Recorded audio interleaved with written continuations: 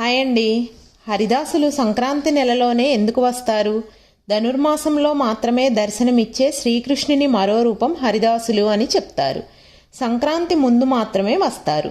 మళ్ళీ ఏడాది వరకు కనిపించరు. ధనుర్మాసంలో నెల రోజులు సూర్యోదయానికి ముందే శ్రీకృష్ణుడిని గోదాదేవిని స్మరిస్తూ తిరుప్పావై పఠిస్తూ అక్షయపాత్రను తలపై ధరించి హరిదాసులు గ్రామ సంచారం మొదలు పెడతారు. వారి శిరస్సుపై ఉన్న అక్షయపాత్రలో బియ్యం పోస్తే తెలిసి తెలియక చేసిన పాపాలు తొలగిపోతాయని మన పెద్దలు చెబుతారు. వారు పేద ధనవంతులు అని లేకుండా ప్రతి ఇంటికి వెళ్తారు. ఏ ఇంటి ముందు కూడా ఆగరు.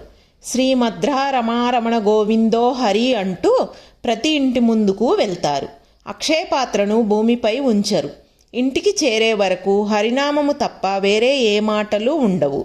అందుకే హరిదాసులు వస్తున్నారు అంటే బియ్యము సిద్ధంగా ఉంచుతారు. అక్షయ పాత్రలో బియ్యం పోయడం శ్రీ మహావిష్ణువుకి సమర్పించుకున్నట్లే భావిస్తారు. మన సాంప్రదాయాన్ని కాపాడుకుందాం. జై శ్రీకృష్ణ. అందరికీ సంక్రాంతి శుభాకాంక్షలు.